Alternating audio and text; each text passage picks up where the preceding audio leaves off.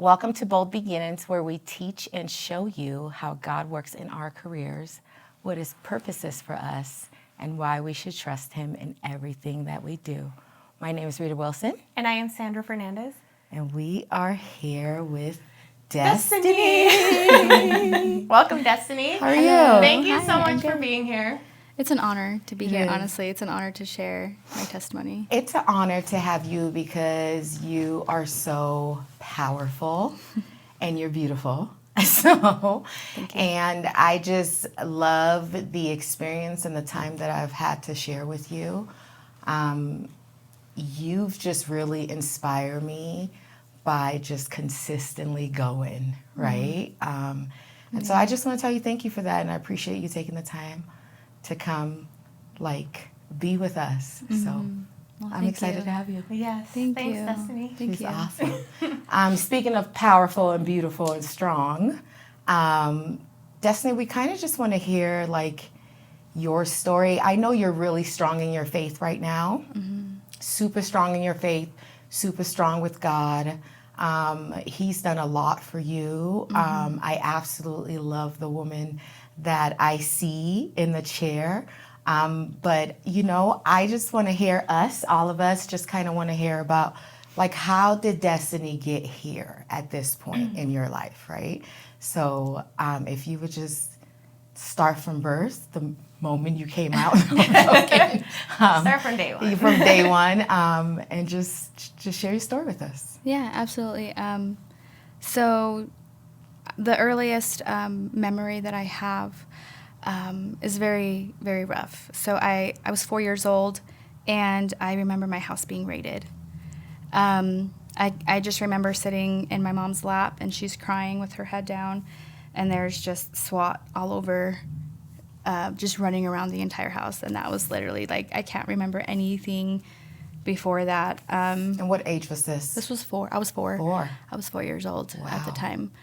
And then I remember other small pieces of my life growing up, but my mom moved us around a lot as younger siblings because my dad was in prison majority of my younger life.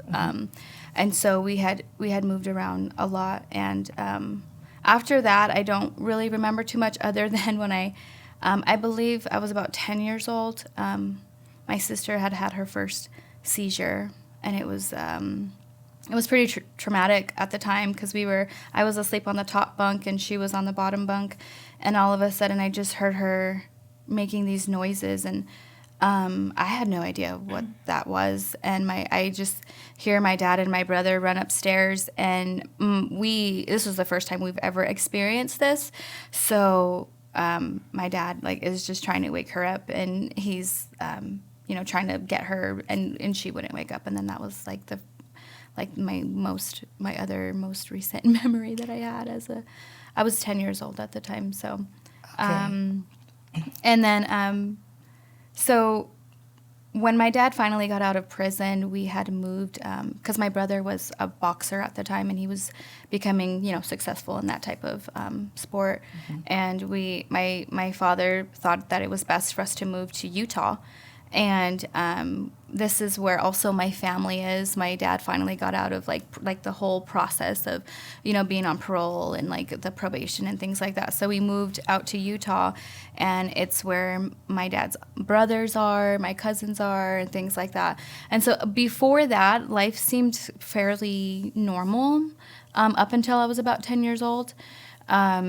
It was just kind of me because I was the baby of the family, and I just saw my mom, my dad was getting out of jail, didn't really have a relationship with him though. And so when we moved here, I didn't know at the time, but my dad's brothers were very heavy into drugs, and we lived in the heart of Ogden, and at the time there was a lot of gang activity, and I was young, so I really didn't know, a lot of that stuff, but sadly, my brother and my dad and everybody around me just started to get very heavy into drugs, and so that kind of became what I knew. And at that time, my mom didn't have a really good relationship with my mom at the time, and it became more divided because she was so concerned about, you know, the things that my dad was doing, and she just really wasn't too concerned about me. And so at the time, I started to rebel very, very heavily. I would miss school. I would disrespect teachers. Like, I got into a fight with teacher, like actual like shoving and pushing and screaming, and I was pretty out of control. And this was like 11, 10, 11, almost 12 years old. And I remember I would be standing with my nose in the principal's office with my nose in the wall. But I ended up getting involved with a gangbanger at the time because I just started hanging out with the wrong crowd and missing school, and so they entered, and in that type of lifestyle, you are exposed to so many things. Right. And so I started hanging out, with this group of friends, and they knew gangbangers, and it's crazy to talk about it now, but like my family was affiliated with a certain type of gang, and then this was a completely different type of gang. So like just being in that type of environment causes a lot of tension and chaos, and it can be scary. But I dated a guy, and he was older than me, of course. He was How old were you around like this time? Around this time? I was around 12, 13. Dating this guy? Yeah. Okay. Yeah, and he was a couple years older than me, and at the time, I really didn't care what I was doing, and so that was the first time that I had I lost my virginity to this gangbanger, and from there it just that's kind of what opened the door to everything else in my life. And so I was scared to go home, and so I ended up running away because I just didn't want to deal deal with that with my family and things like that. And so after I had came back, my dad and my mom thought that it would be better for me to go and just completely move out of the state and go and live with my mom's brother in Arizona. And so that's what they did. They moved me to Arizona when I was 13 years old. And I had stayed with him for probably about a year or so, maybe a year and a half. But my family out there, even, I mean, it's Arizona, and like the culture, at least from where I'm from, it's like parties every night and like DJs and just like heavy drinking and drugs. And so I can't say that my parents made the best decision to send me out there. There really wasn't any supervision. There really wasn't any accountability or responsibility or any of those things. And so when I went out there, my uncle and his girlfriend, he actually was a DJ. So this was what he did, and we like always went to parties all the time. And I mean, they're not really paying attention to what I'm doing. And I can honestly say at that age, I wasn't making any good choices. Yeah, no, I would say my uncle wouldn't let me drink or anything, but I would be on the dance floor doing things I shouldn't be doing. I also had a boyfriend. I was dating his girlfriend's brother at the time, and I kind of feel like I was a little bit pushed into that just because I'm in this environment, like, and they're like, oh, he really likes you, and it's just, it wasn't the best relationship. I mean, I think I was 13, 14, and he was older than me again, and he began to be abusive and just really like controlling, and like he had a lot of rage, and I just didn't feel safe there anymore. And I can remember being at my uncle's house, and I would be crying because I would like, where are my parents? Like, why don't they care? Like, why don't they call me? Or, like I remember like I'd have to call them myself, and I'd like, I need shampoo, like I need conditioner, and like, can you send me money? Because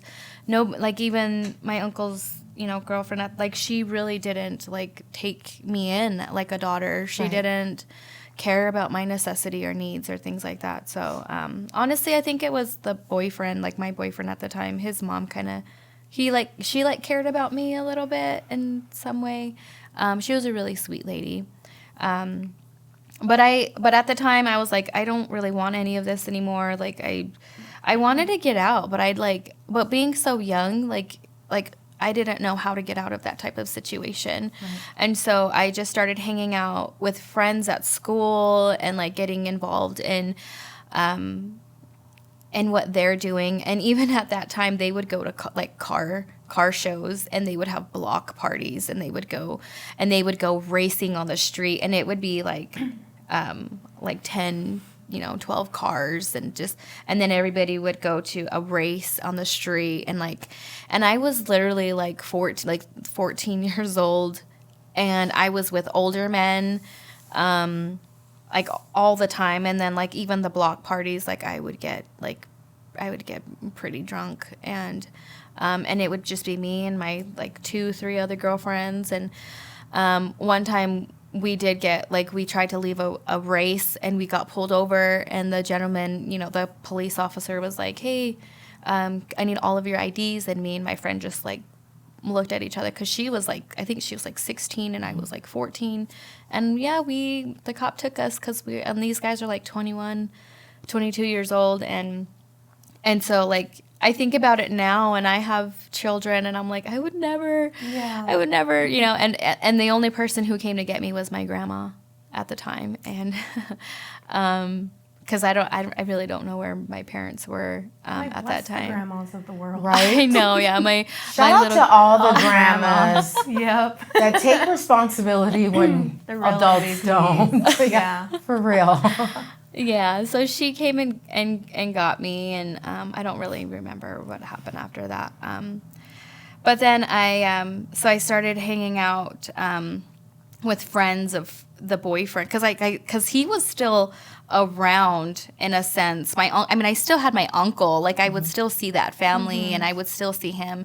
And we weren't dating anymore, but I started hanging out with his cousin, and like we would party. Like, it was just a big party scene for a few years at such a young. I'm so thankful though that I never really got into drugs and things like that. Just seeing because it's very dangerous. What a blessing. Yeah. And it's so easy when you're in that environment to become that environment. Yeah. So. Oh yeah, to be consumed by it. Yes. I will say that. I did smoke marijuana. Weed. Yeah. I was like, she's I like, didn't know what she's I like, could I don't know if I should say it or not. I'm like, but yes, I did do that. But I didn't do like heavier things that my family were really, really involved in. Right. Sometimes I feel like when you see people around you on it, you realize like you don't want to go into that. Yeah. So I feel like my circle was very similar too, but I never got into it. And sometimes they would like just be like, oh no, let's get her to do it, but yeah, like, it just was never. Girl, I was afraid of my mother. That's what it was. I was more scared of my mother than the drugs. If I go home and she catches me, I'm dead. The drug don't kill me. My mama will. My mama will. Yeah.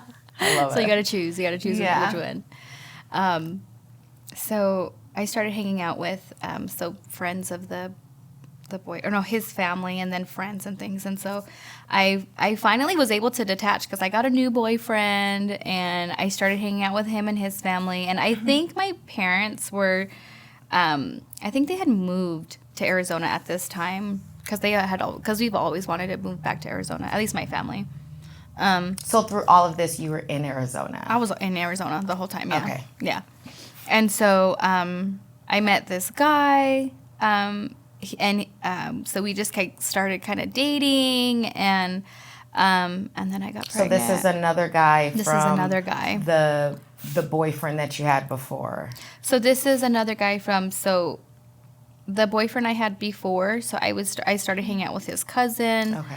And then because we weren't together anymore, and so I started hanging out with his cousin, and then I started getting affiliated with those friends, and then that was how I met him, was through those friends. Got it.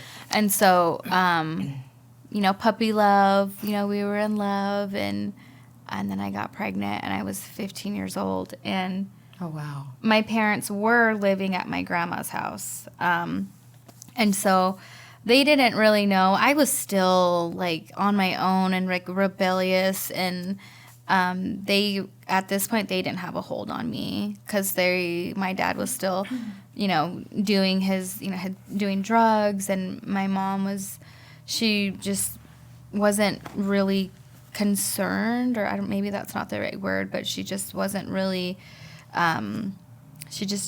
we just didn't have a relationship. We really didn't have anything to where like, hey, let's sit down and talk. Like, what's going on? Like, how can, like, no supervision, any of those types of things. So I was still really rebellious. And then, Do you remember that feeling when you got pregnant? Like, do you remember how you felt in that moment? do. Can you share that? Yeah, I do. I remember, I just knew I was pregnant. And I started crying. And I was like, oh no. Like, I just knew. Right.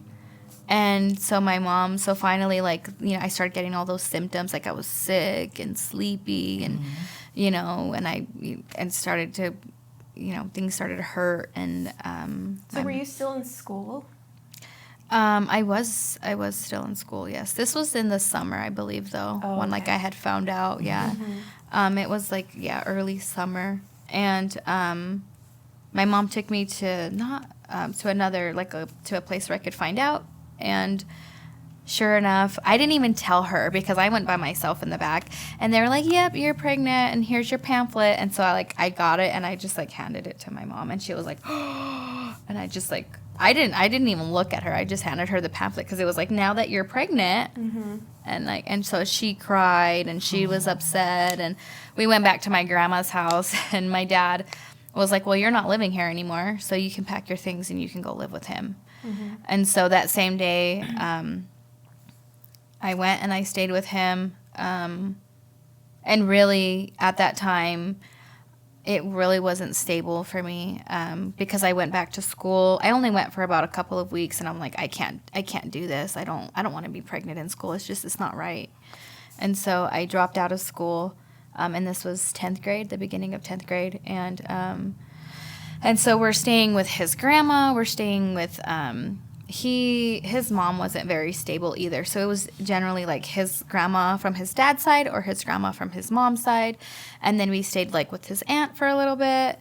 And so after we were living with his aunt, I don't know, it just didn't feel right. 'Cause she was also, it's like we come from poverty, and she had, like, kids living there and, like, cousins, and, her husband is in jail, and, like, it was just not a very good, living condition. And so I ended up going to charter school, and I met a girl through there, and she was really sweet, and she let me live with her, like, for the last portion of my pregnancy until I had my baby.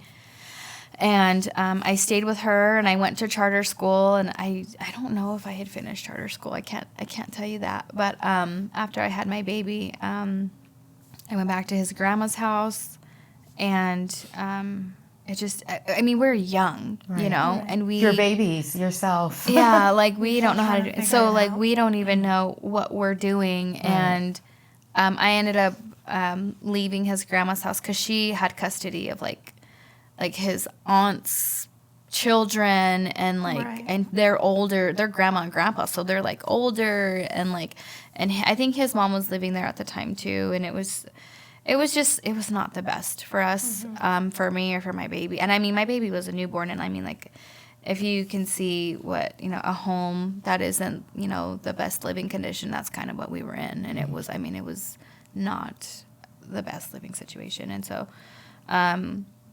after that, I'm trying to think what I did after I had him. I don't even know. I just remember moving to Utah. I came back to Utah. Yeah, and that was when my cousins were going to a church at the time, and my son. Oh no, okay. So let me back up a little bit. My parents ended up getting a home in Tolleson, and we were staying with his grandma. My parents ended up getting like tiny little apartment in Tolleson, and I had just turned 16. finally at that time, and my baby was like 4 months old, and we were doing okay, because they gave me a room and stuff. And then I just remember my dad was so heavy on drugs, and I can remember like our home became like a drug house. And it was more of like traffic. Like, I mean, he would do drugs in the house too, but it was like a lot of in and out traffic coming for those drugs. And he did that to my grandma's house as well. And I fought a lot with my parents about that, because I hated it so much. And I hate to say, that word, but it was on it. Like, it just gave me rage, because You're like, this has destroyed my life. it really has. And so I just remember on my 16th birthday, I walk into the kitchen, and my dad's with his buddies, and they're doing drugs, and it's the illegal, it's the nasty kind, and it's just, and I was just so tired of it at that time, and it was why I like, as I grew up, I remember I didn't want to go home. I'd rather be with friends. I'd rather be with my boyfriend. I'd rather be in other places, because anywhere else I went, they weren't doing that stuff. I mean, they weren't perfect. Right. They were still drinking and, smoking weed and doing those things, but it wasn't the dangerous stuff that my family was doing. And so I was just like, this is why I don't want to be with you guys anymore. This is why I don't want to live with you. I started to build so much hate and anger towards my parents. And so on my 16th birthday, I got a job, and I was like, because I had argued with my dad that morning, and I just walked to the nearest fast food joint, and I was like, can I have a job, please? And they gave me a job. And so I worked a few months, I saved money, and then I came to Utah. And I came to Utah with my son's dad, and we lived with my brother for a little bit.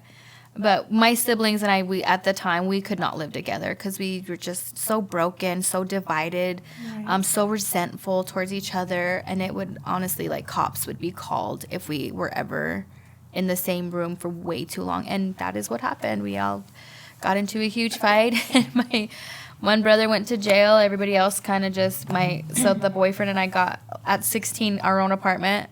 And it didn't work out, however, because he's young. Like, he wanted to talk to girls, and I can't blame, like, he's like 15, we're like 15, 16 years old, and he wanted to have his own life. And so I found him talking to other girls and things, and it just didn't work out. And I was left in the apartment, and he went back to Arizona, and I was, just left alone, walking to my job. And then because my parents ended up following, and like I would walk my son to my parents' house, and then that was just kind of how it was. But that was where I found the Lord as well. My cousins were going to a church out here, and so I started going to church for maybe about a year or so, until I was like 17.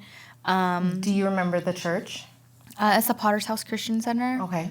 Yeah, it's in Ogden. The Potter House, yeah. Yeah, so I went out there, and I just fell in love with the Lord at such a young age.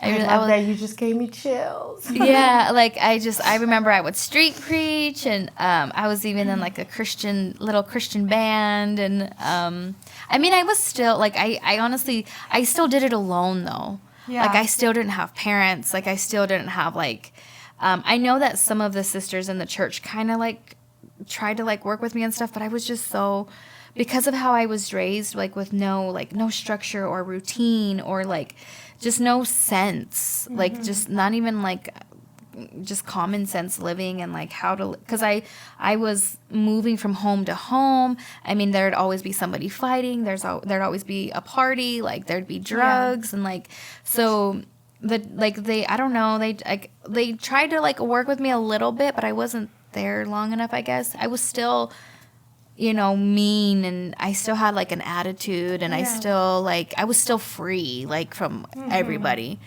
And like you weren't fully there in a sense, like you were in church, but you really weren't in church. Yeah. Like, I loved the feeling of it and the people, because they were good people and stuff. But I really wasn't dealing with like my responsibility and like my own accountability, and things like that. So I went there for a little while, and then my son's dad would like come back and forth, and he would, go to church and be a good guy, and then he'd leave, and so finally he came again, and I went with him. I went back with him to Arizona at this time. Oh, wow. And he took me out he just kind of like, okay, like we're done. Like it's been, and I think my son was maybe like 1.5 at the time.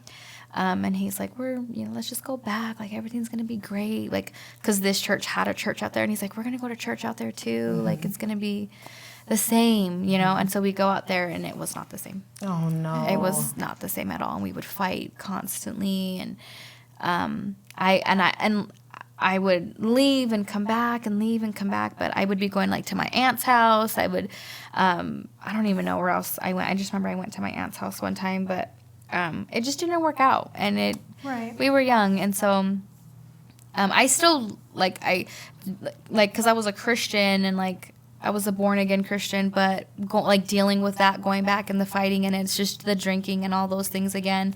When I came back here, I was done. I was done with serving God. Like, I was like, I'm ready to party. At this time, I was like 17, gonna be 18. And I'm like, I'm just ready to have fun and be rebellious. And people caught on to that, like, oh, she's back, let's party. And she's older, And so when I was here, I did that. I would have, go, house parties and, driving on Washington. And at this time, my parents, because we all had came back together, and that's when, like, I had the apartment and things like that. So they had stayed while I went back to Arizona. And so then this time when I rebelled, and my parents had a home, and so I ended up living with them, and they're still on drugs and doing all those things. And seeing it in my mom, I knew that it was always in the home, but I never seen my mom do it. Mm-hmm. Oh, wow. And so then when I had came back, I had finally seen my mom on it, and I was just like, it just made me really, really mad. Like, really? Like, you too? Like, just seeing it for the first time, and and they would, like, hide themselves in the room 24 hours. I don't even know what they'd be doing in there. I'm sure that takes a toll on you. Mm-hmm. I know a friend that went through something similar. Yeah. But it takes a toll. Yeah. It hurt, because, like, at the time I was trying to figure out, the next part of my life, and like I'm like 17, 18, like I want to talk to you about things. Yeah. And she just, like, I remember she just brushed me off, because she didn't want me to see her like that. Right. Of course she doesn't, but and she would just, like, hide away and, like, or hide in her room and things like that. So this is when I started to do, I started to really smoke weed, and it was bad to where I was doing it so much I would be throwing up, because it just wouldn't affect my body, or it would affect my body in such a way where I would, because that's how much I don't, or maybe my body didn't handle it, I don't know, but it was a lot. So when you were smoking so much weed, were you trying to numb the pain? I was, probably at the time. I just wanted to have fun. I just didn't want to care about anything. I just didn't care about anything. And so, I started hanging out with this guy, like me and, this group started hanging out with this guy and his group. And this is kind of hard to talk about. But I believe that, God takes us through these things to share. And so, this is really hard to talk about, but I just want to honor the Lord. And so I started talking to this guy, and I knew him from the church that I had went to. And I knew him because at the time when I went to the church when I was about 15, 16, he was married, and he was the youth pastor. And obviously there was no attraction then or anything. I obviously looked up to him and his wife, because they're in the church and they're great people and things like that. And so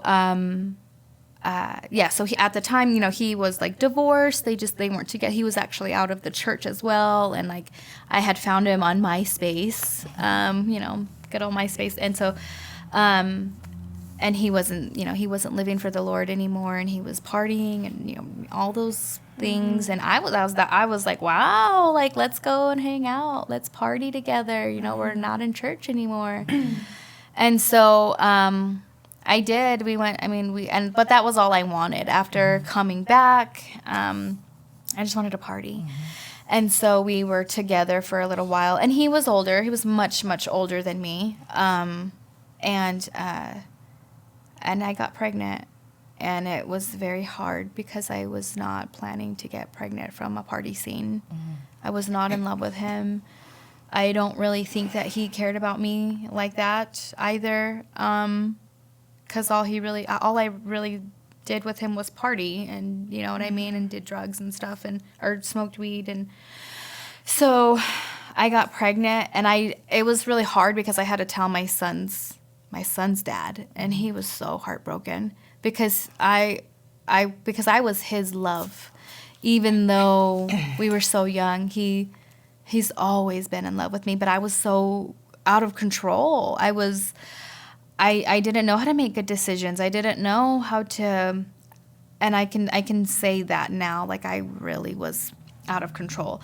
And so when I told him, he hung up on me, and I just felt like this was not what I wanted. I didn't want to have children from different men. I'm already like 17 years old, and it's already getting out of hand.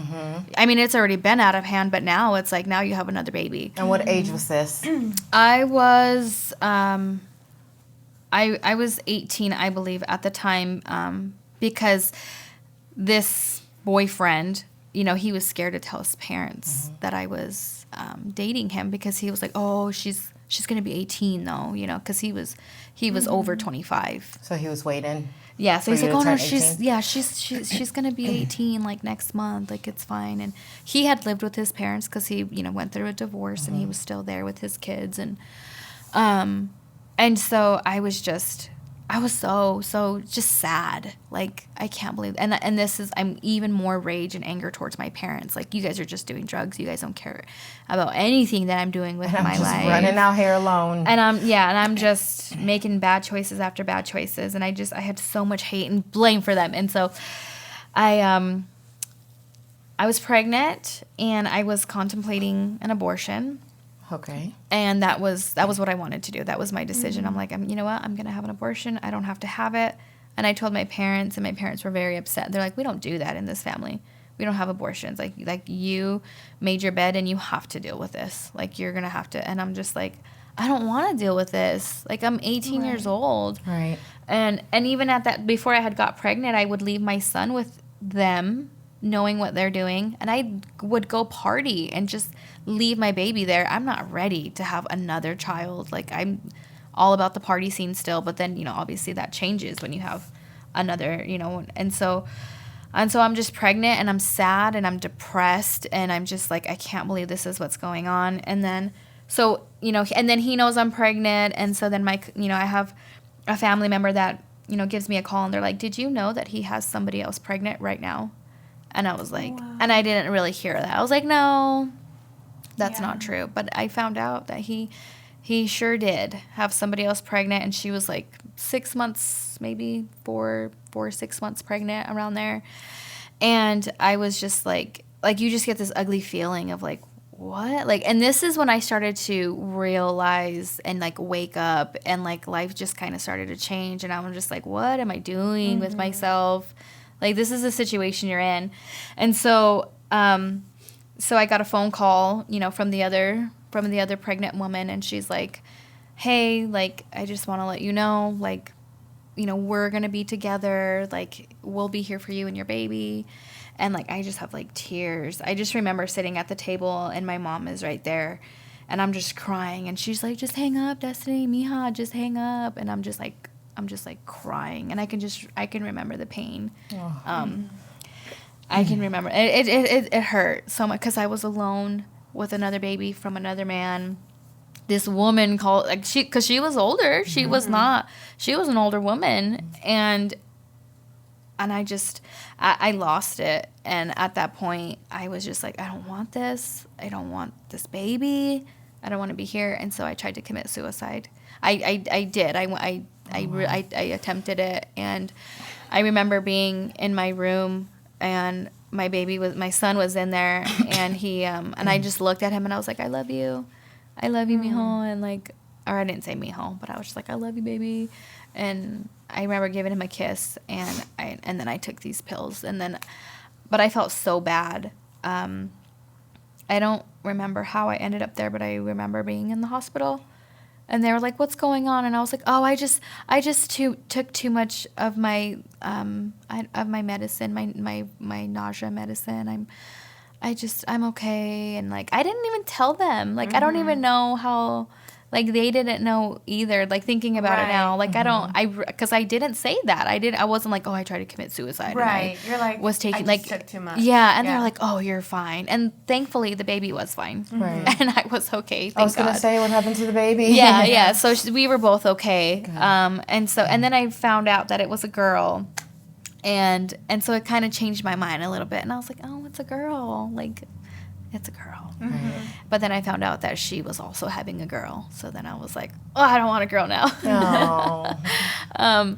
But then, so I went through, and at that time I wasn't living with my parents anymore. I ended up living with his sister, and it was really hard because he would come see me. He'd go be with her. Like, I don't know who else he was talking to. I don't know what else lies he was telling anybody else. Like, I don't know. And so it was hard, and I just hated him so much, and I hated my situation, and the only person who told me, "Mija, you need to go to school," was his mom. Oh, wow. And she was like, "You need to go back to school. Like, you have another baby on the way." Because they didn't help me with anything, but like, kind of like in the beginning, she was just kind of like looking out for me. Just giving you good advice. That was the best advice anybody could have given me. And so go back to school. Yeah. Sometimes it just takes that one person to pour a little bit of life and it into did. you. Yeah. Yeah, and it really did. And I was like, okay. So I did. You're like, sure. I was like, why not? And so I went back to school, and I graduated at 22. Look at you. Yeah, with my high school diploma, which was awesome. So at this point, you're 22. You're graduated. You have 2 kids, right? A boy and a little girl. Yeah. How are you feeling? Are you alone? Like, are you single at this moment, or are you? I am. Okay. I'm single. I'm still talking to a lot of guys. Yeah. But I was able to get assistance, from the state, and so so at this point, I didn't want to live with anybody. I wanted my own place. And you were in Utah. And I was in Utah, Okay. and I was 18, so I could finally, I could get Do a your car, I could get an Yeah. apartment, I could do all those You were things. starting to kind of. Yeah, so I started to grow up a own. little bit. Yeah. And so I got my own apartment. I got a car. They were helping me get in, to college and things like that, which was really cool. I was heading in the right direction, but the only thing was I was keeping a secret from everybody, and I didn't want my daughter. When she was born, I did not like the day that she came home. I was like, take her out of here. I don't want her. I didn't want any of it, and so. And I even got a phone call from the other woman again saying, he loves our baby. He doesn't love your baby. You're sloppy seconds. And Why is she calling you? I don't know. I do not like when women do that. Yeah, I don't know, like but that. Just so you know, you need to stop hurting each other. right, yeah. And so I trashed my kitchen. My mom comes and gets the baby, but I feel terrible inside because I have all these emotions. I have a beautiful boy And I'm sure it doesn't help having like your pregnancy hormones all over the place. Yeah. Because I remember having those out of body experiences where like inside you're like, girl, chill. Like, why are you acting crazy? But then on the outside, it's like you cannot control it. I was gonna say you Like, I remember crying because I wanted a sweatsuit from Victoria's Secret. And my son's dad at the time was like, no, come on, let's go. And I was like, but I want it. And inside, I'm like, girl, you don't even wear these sweatsuits. Like, you don't need it. And he's like, come on, let's go. And I was like, no, like, why are you so mean? And he was just looking at me like, are you for real right now? But it's crazy because inside you feel like, girl, like, just stop. Like, you're being crazy. But then on the outside, it's like your hormones are like raging. And you have no control. And they were. Yeah. I didn't know how to control my emotions at that point. I was completely lost because I loved my son so much. But I had her, and I just, from the second of conception, I was like, I don't want anything to do with her. So what did you end up doing? So, with her? I kept her for about 2 years. I ended up dating another guy. and I was really in love with him. He had a completely different lifestyle from what I knew. He was a traditional Mexican. He was, he would go snowboarding and bike riding with his friends, and they would, go to cafes and and just hang out and have family dinners and no drugs, a really great family. They all graduated. They all, did, were on the honors and things and played sports. And I just fell in love with who he was. And he was such a great guy. But I was so out of control. Yeah.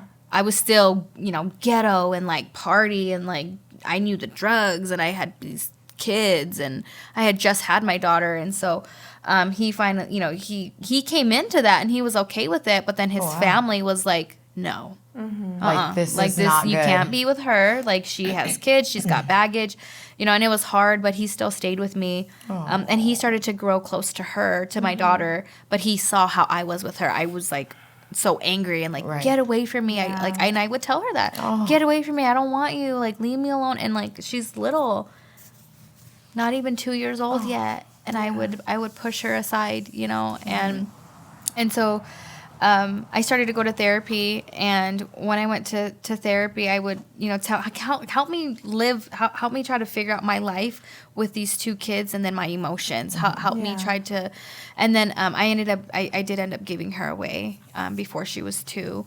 And Who'd you give her away to? I gave her to a family member at the time, and so they've had her since she was 2 years old. And it's really hard because at the time I didn't see what today would be. And, and at the time I was after I was done and I gave her up, I was nope, I have 2 boys. That's it. I don't have any other children. And I try to hide it. I try to cover it. No, I'm a good person. If she just wasn't there, you didn't have her. Oh. Yeah, I did. And it was like that for a few years. And then our relationship just didn't work out. And then I was trying to live life. I went to college. I had a full-time job. I was going to the gym every day. I was finally doing the right things, but also still partying and talking to so many men.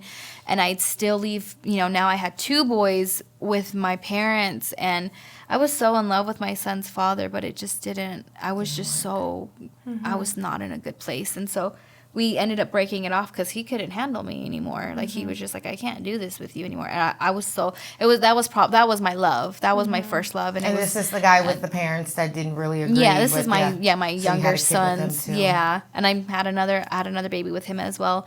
And so it just didn't work out. And so God finally had just moved me to Texas, and that was where God completely changed my life and was you're done living that life. You're completely done. And sorry, go ahead. No, go ahead. What was the moment in Texas when you were you found God and you're this is it for me? I am going to not keep going back and forth, because it sounds like you were kind of back and forth, right, with God.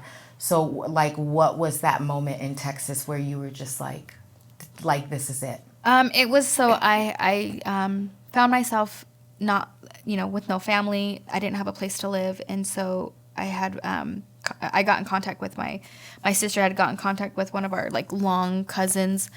And so I had lived with her, and I had started going to this church out there, and I had, and the living situation that I was in, God had literally put me in a situation where I saw my life through somebody else and through her children.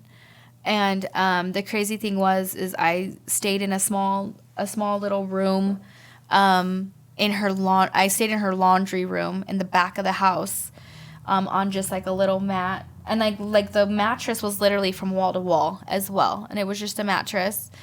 And we were on the floor, and I had my 2 kids, and there were cockroaches, there were bed bugs. The animals had fleas and things like that. There was I think they had a little puppy and a little cat, and they already had fleas, and they would party, and her so it was her and her kids, and her kids would party, and then she would party. And at that point I was I'm alone. I have nobody. I'm going to this church. I don't want to do any of that anymore. I'm done. Right. And that was when I realized, and that was the first time I had my boys, like, because I would always be, like, working and, like, doing, you know, the gym, and I was going to school full time. So when I went to Texas, I finally had to, like, protect my kids because that was all that I had. It was just you. There was no one there. No. And so she would go to work, she'd go to the gym, and then she'd party. And I was like, and I saw it. I saw how it would be her cycle. And this girl was, like, out of control. Like, you know, one of the loud ones and, like, you know, at the party scene. And then, so when she would leave, I would be there with her kids. And they're like, I'm hungry. Like, I don't feel good. I'm this, I'm that. And she would, you know, she wouldn't be the nicest to them either. She would be mean to them. And like, it You're like, that's me. And it hurt me so much. And God showed me that. Yeah. And I was like, I need to change. I need to change now. And so the church that I went to, there was this amazing woman. She would just take me to the altar, and I just remember I would just cry, and I would just cry, and I would just pour my heart out at the altar. And this is why I love worship so much, because that was where I found God, was in the worship and just being able to just pour everything, everything for so many years. Right. And so just give it to him. Give it all to him. Yeah. And so I finally moved out of her home, and I was dating another guy at the time who is now my husband of almost 10 years. Kelly, we love you. Yeah. So I met him, and this time I was like, listen, I have kids. I'm putting them first. You can stay, but you're not my husband. My kids do come before you, and you're either going to accept that or you're not. Because at this time I was like 25 years old, and that was when I found the Lord again. And so he was like, okay. He's like, fine, I'm good. He's like, I'm still yeah. here. And so he gained a relationship with them, gained a relationship with me. We were still, you know, I was still, you know, in the beginning of, you know, you know Christ, you choose Christ, you live for Him, and you're excited, but you still don't know nothing. You're on fire. Yeah. You're on fire, but you still have to learn how to deal with your emotions and socially with people and not lashing and out. I think that's so important, though, because a lot of people think that they have to be perfect to have a relationship with God. Yeah. And honestly, it's in that brokenness and in the dirtiness and in the merriness where He'll come and He will help you through that, and He'll help you cleanse that, and He'll help you work through that. Like, we don't have to be perfect. Right. Yeah, and I can honestly say that's a true testament, because He literally, this is just my definition of it, but I was sitting in my own vomit, and He was like, "Yep, you're gonna have to sit in it, and you have to own up to the things you did, but I'm not leaving you here." Yes. And He did not leave me. He picked me up, and as He picked me up, not only was I given grace and acceptance from what I've done, and I can feel the worst thing that I did was leave my babies with unsafe people and then give up my daughter. That was me. That was what I did, and I beat myself up for that for so long. So not only did He redeem me, but I started to grow a love for my daughter, and all I wanted was my daughter, and I did not know how to get her back. And so as God is changing my life and He's working in my marriage, you know, and I mean, we're going through our own struggles, and that's another testament. Right. But this whole time, I'm just like, God is working in me and changing me, and I'm like, I want her back. How do I do that? You know, but you know, God is definitely still working that out in us, and so I just see it so differently than from what it was, you know. Right. So, but knowing everything that you've been through and all of the situations that you have gone through, and the pregnancies and even adoption and stuff, what would you, and seeing you now, because sometimes it's hard and we make decisions in the now, right? And we can't sometimes see what's ahead, or even think of a better situation or an outcome. What would you tell 11-year-old Destiny, 14-year-old Destiny? oh man, 4-year-old Destiny. I know. Like, what would you tell? I'd feed her. Yeah, like, what would you tell that girl that was so desperate, looking for love in so many areas and places, and looking for validation? So, we were at the retreat together, and I poured out about my daughter. And one of the main thing that I wanted to do was be able to forgive my old self. Yes. And that was what I was able to do, was because for so long, Amen. I was looking at her like, you're nasty. gross. Yeah. Like, you should be ashamed of yourself. Like, Yeah. you've had, I've done a lot of things with a lot of men at that time. Yeah. It's what it is. And I was disgusted with her. I was ashamed. I was embarrassed. And I try to hide it. And, I'm perfect. And I wasn't. I was nothing. I was far from that. Right. Because it was hidden. And the fact that I try to hide my daughter in that whole situation, I have 2 boys. That's it. I don't have anybody else. That's hard. I had to, and I did that. I had to look at her and tell her that I loved her. Yeah. And she had no control of what was going on. There was no love. There was no stability or foundation. And I didn't have God. Like, I mean, I Right. know he was there, and he's always been my biggest supporter, but You just didn't know how to reach out to him. I just didn't. It was so chaotic and crazy. And the thing is, looking at 4-year-old Destiny, I don't have to do that because God blessed me with 2 girls. And I never, because the enemy would tell me for so long, you're never going to have girls. You're never going to have a daughter, first of all. Yeah. Because look at what you did to her. And I can remember when she was my last straw with my oldest daughter, I pushed her and I said, I don't want you in her face as a baby.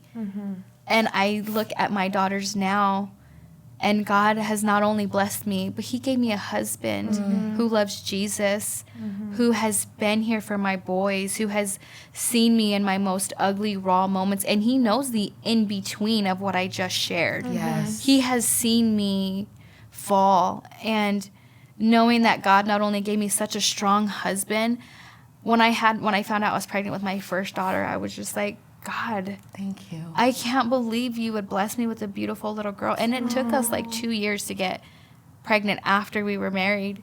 And then I didn't know it. And I loved her. And so looking at her, I'm like, what would I say to her? I would love her. Yeah. Because that's what she deserves. Yes. Just like my oldest daughter, at the time, my emotions are everywhere. She just needed her mother. And I needed my mother at that time. And then God blessed me with another beautiful baby girl. And I'm like, won't you do it again? Yes. And your girls are beautiful. They are so Yeah, they're so sweet. cute. Thank you. And your family's beautiful. We play football on the same field. And they were just the cutest. I mean, just so much support. Yeah. You and your husband there for your kids. So Yeah. that was really like beautiful to see. And I would have never known Yeah. that you had this story, because just the love that you guys rave over your kids. So like, there's the blessing. Yeah. And like, your story is so inspiring. Thank you so much, Destiny, for being so vulnerable. You know, brave yeah, to brave. share. And this is hard. It is. Yeah. It is. But I mean, you did it. You took it like a champ. So I really appreciate it. So before we leave, I just want you to tell our viewers and listeners, like, if you had anything to share to our audience, and like you want them to know, or something you want to leave them with, what would that be? What would it be? Life is, when you're growing up, you don't get to choose that. You don't get to choose how you're raised. You don't get to choose who loves you and who doesn't. But the beautiful thing is that it doesn't have to define who you are. And I have learned that through all of this, and the only reason I can even stand today is because God has been able to identify me through his word, through my life. He has been able to say, that is no longer who you are, and your relationship with me, and continuing to have a relationship with me, I'm going to define who you are. And that's what God has done for me. So if anybody is going through these things, the best thing, all I know is seek the Lord. And it's hard. It's hard to do that when you're in those situations. It's hard to think God is loving and forgiving and sees us any other way than being in that situation. But he's so powerful. And I don't know how, but God is my biggest supporter since, and I never knew that until I started to give my life to him. But even in those moments, I always knew I wanted something else. I was always the black sheep of the family, and I wanted out of it. And I will tell you, there is a way out. There is a way out. And you don't have to live that way. You don't have to, because honestly, today, if I didn't have Christ, I would be labeled with so many things, and I would carry those on me for the rest of my life. But I know that through Christ, I don't have to do that anymore. Right. And you don't have to do that. Right.